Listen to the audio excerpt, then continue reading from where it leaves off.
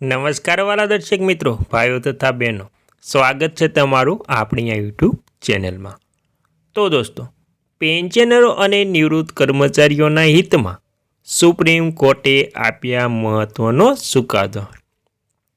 તો મિત્રો, 65 વર્ષ ઉપરના પેન્શનરોને થશે મોજે દરિયા, કેમ કે ગુજરાત રાજ્ય સરકારે અને અન્ય રાજ્ય સરકારે પેન્શનરોના હિતમાં સૌથી મહત્વનો નિર્ણય લેતા પેન્શનરો અને નિવૃત્ત કર્મચારીઓને મોજે દરિયા થયા છે। તેથી સુપ્રીમ કોર્ટે નિવૃત્ત કર્મચારીઓ અને પેન્શનરોના હિતમાં સુપ્રીમ કોર્ટે સૌથી મોટો આદેશ બહાર પાડ્યો છે। તો મિત્રો, બધી જ વાત વિગતવાર કરતા પહેલાં, જો દોસ્તો તમે આપણી ચેનલમાં નવા હોય તો આપણી ચેનલને સબસ્ક્રાઈબ કરવા નમ્ર વિનંતી, કેમ કે એવી કોઈ પણ લેટેસ્ટ અપડેટ આવે તે નોટિફિકેશન સૌથી પહેલાં તમને મળી જાય। અને મિત્રો, વિડીયો ગમે તો એક લાઈક જરૂરથી કરી દેજો। તો મિત્રો, વિગતવાર વાત કરીએ તો પેન્શન તાજા સમાચાર। ભારતમાં પેન્શન સિસ્ટમનો ઇતિહાસ ઘણો જૂનો છે। સમયાંતરે તેમાં ઘણા મોટા ફેરફારો થયા છે, જે પેન્શનરોના જીવન પર ઊંડી અસર કરે છે। ખાસ કરીને 1986, 1996, 2006 અને 2016 પહેલાં અને પછી પેન્શન યોજનાઓમાં ઘણા સુધારા અને ફેરફારો કરવામાં આવ્યા છે। મિત્રો, આ ફેરફારનો ઉદ્દેશ્ય પેન્શનરોને વધુ સારી નાણાકીય સુરક્ષા આપવાનો હતો, પરંતુ આ સુધારાએ કેટલીક વાર મૂંઝવણ પણ ઊભી કરી છે। મિત્રો, આ લેખમાં આપણે વિસ્તારથી જાણીશું કે 1986, 1996, 2006 અને 2016 પહેલાં અને પછી પેન્શન યોજનાઓમાં શું ફેરફાર થયા છે। અમે એ પણ જણાવીશું કે આ ફેરફારો પેન્શનરો પર શું અસર કરે છે।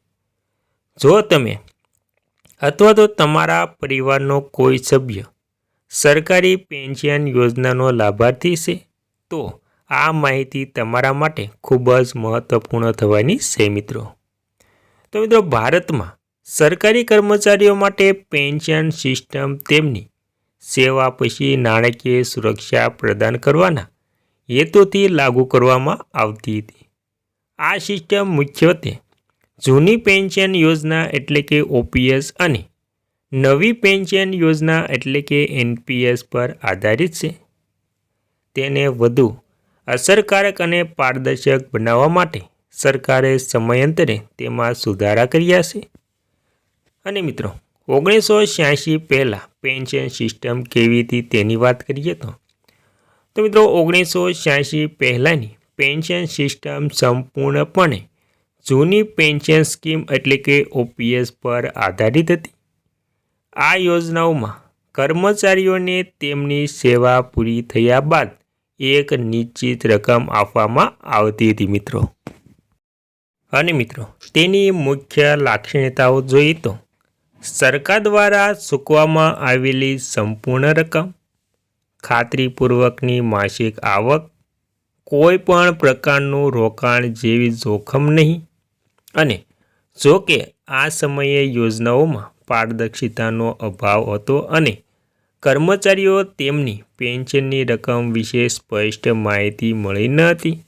ત્યારબાદ 1986 થી 1996ની પ્રથમ મુખ્ય સુધારાની વાત કરીએ તો તેમાં 1986માં ચોથા પગાર પંચની ભલામણો બાદ પેન્શન સિસ્ટમમાં કેટલાક મોટા સુધારા કરવામાં આવ્યા હતા। તેમાં મુખ્ય સુધારાની વાત કરીએ તો ન્યૂનતમ પેન્શનની રકમમાં વધારો થયો છે। ત્યારબાદ જૂની પેન્શન યોજના ઓપીએસ, છઠ્ઠા પગાર પંચે ઓપીએસ લાભાર્થીઓની લઘુત્તમ પેન્શન રકમ બમણી કરી। ત્યારબાદ મોંઘવારી રાહત એટલે કે ડીઆર દર અડધા વર્ષે સમાયોજિત કરવામાં આવી હતી।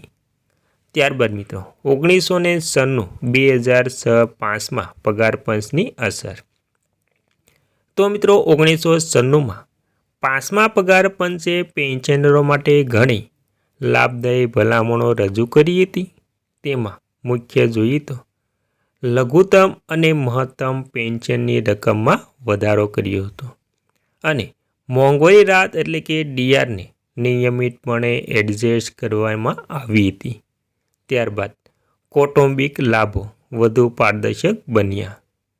આ સમયગાળા દરમિયાન સરકારે ખાતરી કરી કે તમામ સરકારી કર્મચારીઓને તેમની સેવાના સમયગાળા અનુસાર યોગ્ય નાણાકીય સહાય મળી રહે મિત્રો. અને મિત્રો ત્યારબાદ 2006 અને 2016 છઠ્ઠા પગાર પંચ અને નવી પેન્શન યોજના એનપીએસ. તો મિત્રો નવી પેન્શન યોજના એનપીએસ 2004માં નવી ભરતી થયેલા સરકારી કર્મચારીઓ માટે લાગુ કરવામાં આવી હતી. જોકે છઠ્ઠા પગાર પંચની ભલામણો બાદ તેની અસર વધુ જોવા મળી હતી. જૂની પેન્શન યોજના ઓપીએસ. છઠ્ઠા પગાર પંચે ઓપીએસ લાભાર્થીઓની લઘુત્તમ પેન્શનની રકમ બમણી કરી.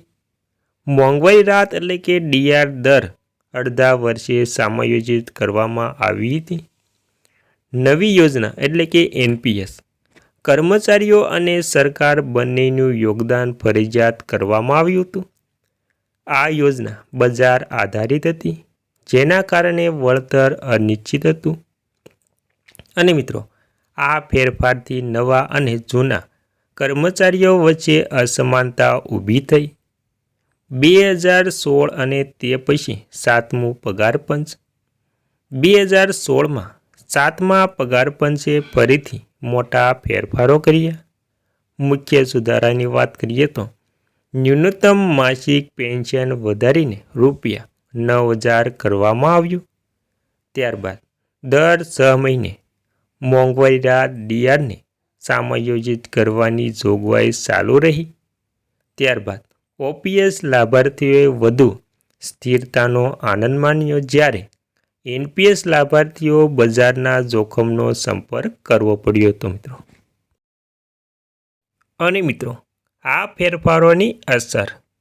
આ તમામ યોજના અને સુધારાઓની સૌથી મોટી અસર એ હતી કે જૂના કર્મચારીઓએ વધુ નાણાકીય સ્થિરતાનો આનંદ માન્યો, જ્યારે નવા કર્મચારીઓને રોકાણનું જોખમ લેવું પડ્યું. ઓપીએસ અને એનપીએસ લાભાર્થીઓ વચ્ચે અસમાનતા વધી છે. તો મિત્રો ભારતની સરકારી પેન્શન સિસ્ટમ તેને વધુ અસરકારક બનાવવા માટે સમય પર બદલાતી રહે છે. જો કે આ ફેરફારો નવા અને જૂના કર્મચારીઓ વચ્ચે ભારે અંતર ઊભું કર્યું છે. જો તમે સરકારી કર્મચારી હો અથવા તો તમારા પરિવારમાં સરકારી કર્મચારી હોય તો એ સમજવું જરૂરી છે કે તમારી સેવાનો સમયગાળો કયા સમયગાળા હેઠળ આવે છે, જેથી તમે સારા અધિકારો અને લાભોને વધુ સારી રીતે સમજી શકો. તો મિત્રો આ હતી પેન્શનરો માટેની ખૂબ જ અગત્યની માહિતી. તો મિત્રો આવી જ માહિતી મેળવવા માટે આપણી ચેનલને સબસ્ક્રાઈબ કરી લેજો મિત્રો. Thank you. આભાર.